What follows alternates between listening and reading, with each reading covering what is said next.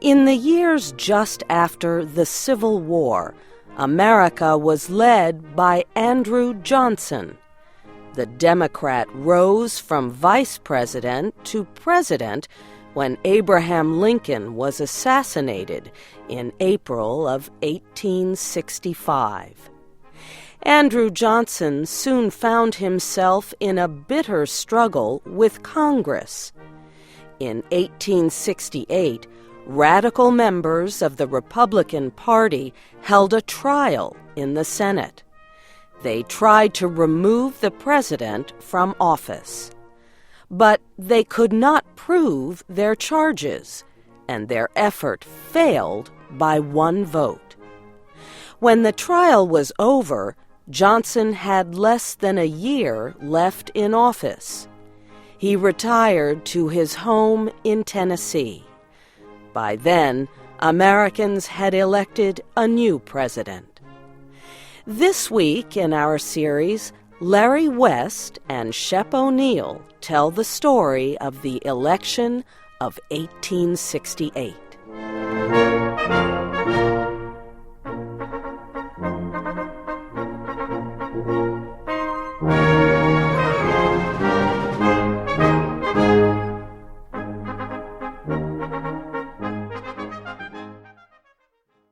There was no question about the Republican choice for president. Party leaders wanted General Ulysses Grant. Grant had been head of the Union Army during the last part of the Civil War. Under his leadership, the Union had won, and now he was the best-liked man in the country. Wherever Grant went, former soldiers waited to shake the hand of the man who had led them to victory against the Confederacy. The Democratic Party had a much more difficult time choosing a candidate for president in 1868. 47 men wanted the nomination. After several votes during its convention, the party failed to choose one above the others. Finally, party leaders looked for a compromise candidate. They chose Horatio Seymour, a former governor of New York State. He won the nomination on the 22nd ballot. Seymour, at first, said he could not accept the honor. He said he did not want to be president. But finally, after much urging from other party leaders, he agreed to run against Grant. The presidential campaign was a strange one. Neither Grant nor Seymour campaigned very hard. Grant told his advisers he would take no part in the election campaign. Seymour spent much of the time working on his farm. The real campaigning was done by party supporters. Republicans urged Union men to vote as you shot for Ulysses Grant, the man who won the Civil War. They warned that Horatio Seymour and the Democrats were all secret rebels in their hearts. Seymour's supporters spent most of their time answering Republican charges. They struck back by accusing Grant of being a liar. They said he was controlled by extremists. They said he would rule from the White House like a dictator. The Democratic attacks failed. Grant got more popular votes and electoral votes than Seymour. He won the election. It was a great victory for the military hero, yet it also was the start of an administration that would suffer many problems. Ulysses Grant would prove to be much less successful in politics than in war. As Andrew Johnson prepared to leave the White House a few months after Grant's election, he would look back on some successes during his time as president. True, he had lost the political fight to control the rebuilding or reconstruction of the defeated Southern states, but he had won the equally important fight to keep the presidency independent from Congress. Johnson also could look back on some successes in foreign relations. During his administration, he got Napoleon III of France to withdraw French forces from Mexico, and he got more territory for the United States. In the spring of 1867, the Russian minister in Washington made a surprise offer. He said his country was willing to sell some of its territory in North America. Secretary of State William Seward quickly prepared a treaty accepting the offer. Russia wanted $10 million for the land. Seward said the United States would pay only $7 million. Russia accepted, and the treaty was signed. The United States flag was raised over Alaska. Many Americans protested the purchase of Alaska. They thought $7 million was too much to pay for a worthless piece of frozen land. They said the deal was foolish. They called it Seward's folly.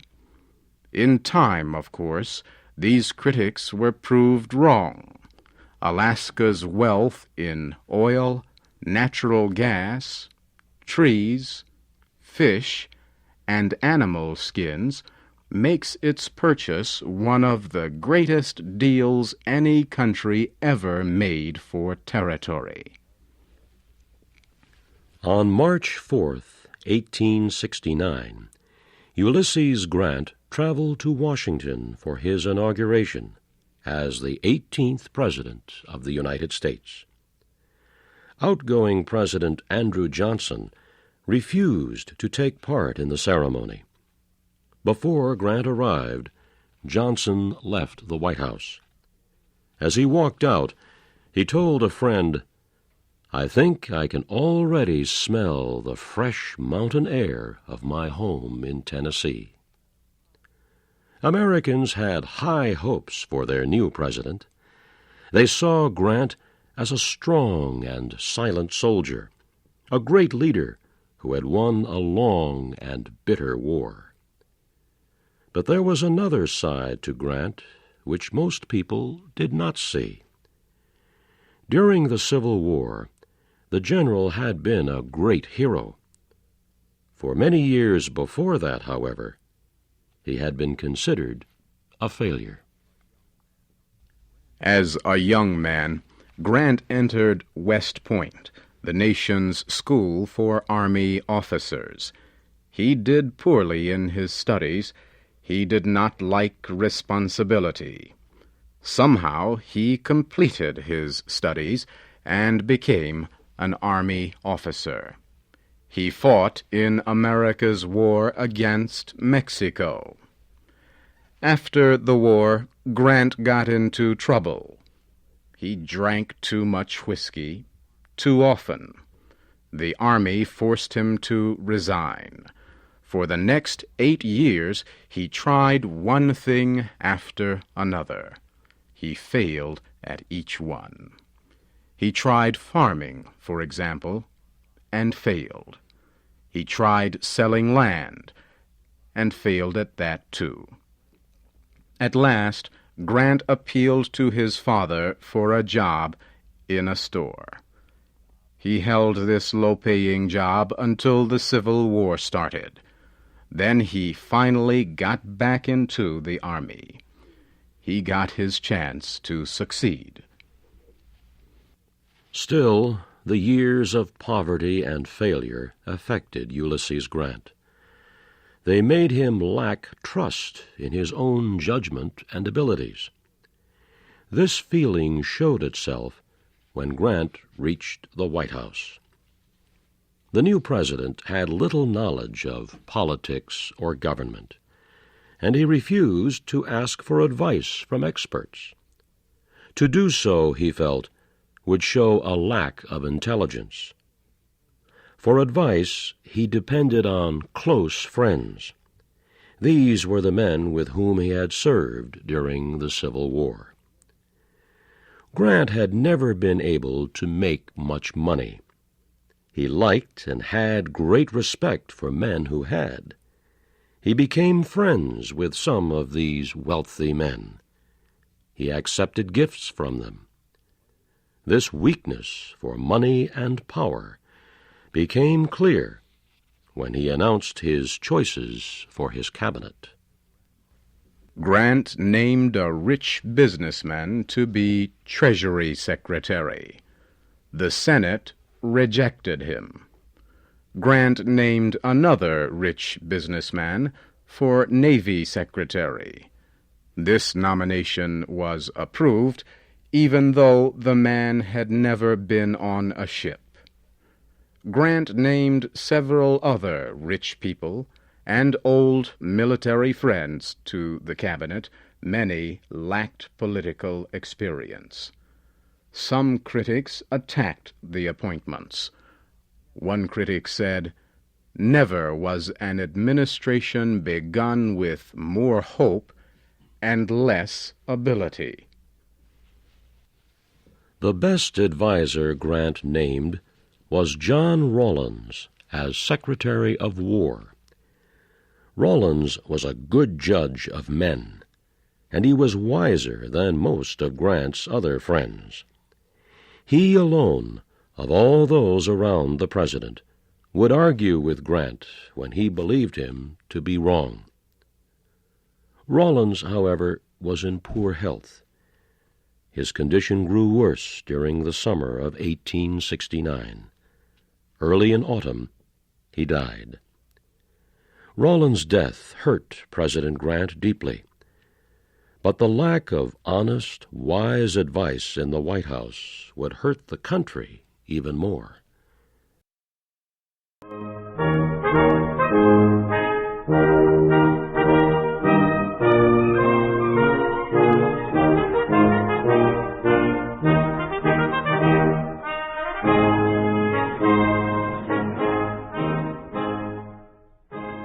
Thank you for watching. Can you do me a favor? Please leave a comment in the comment section below. That would really help. Thank you, and see you again soon.